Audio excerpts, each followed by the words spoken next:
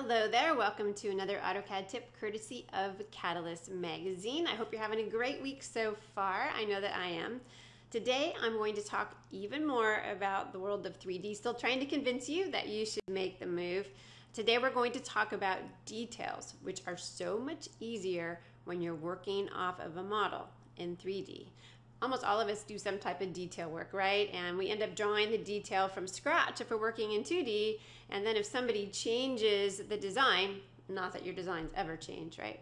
But if that happens, well, then you have to make all those changes to the detail, right? Wouldn't it be great if it all just happened automatically? And that's what happens when you work in 3D. Let me show you what I'm talking about. All right, so on the screen, I happen to have a section view, and we're going to do a detail of this section view. I happen to be in paper space, right?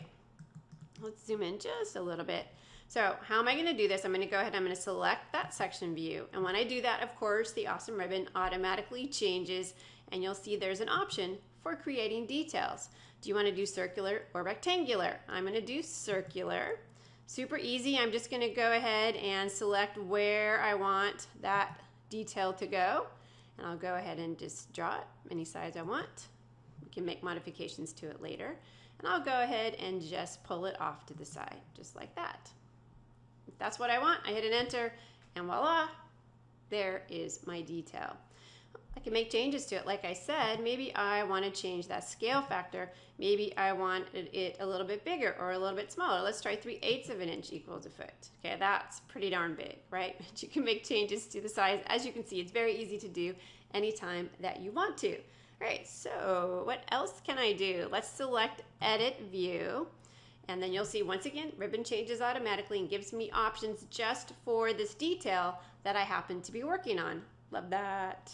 Maybe I changed my mind. Maybe I wish it were rectangular. Maybe I wish it was smooth with a border. You'll see that extends the circle all the way around. Maybe I wish there was a connection line. A lot of us work with details with the connection lines, right? Maybe I want it to be jagged. You can see that there are quite a few options available to you, so you can set it up any way that you want. All right, I'm going to go back to smooth with a connection line. And maybe I also want to change the identifier. Maybe I really didn't want B, maybe I really wanted C. Easy enough. If I like what I have, I'll hit an OK, and you'll see that it will change the text on the screen. So now it says Detail C. Okay, let's go back in there. Let's go back to Edit View. Maybe you decide you don't want any label at all. You can click on this option, this toggle, and we'll get rid of the view label. So it's very simple, very straightforward. Okay, so far so good. So what else? I'm going to come in here and I'm going to make a change to the actual area that I said I wanted the detail to be. Let's make it smaller. And maybe I want to move it. The point here is that it will continuously update, and it's just based on that section view.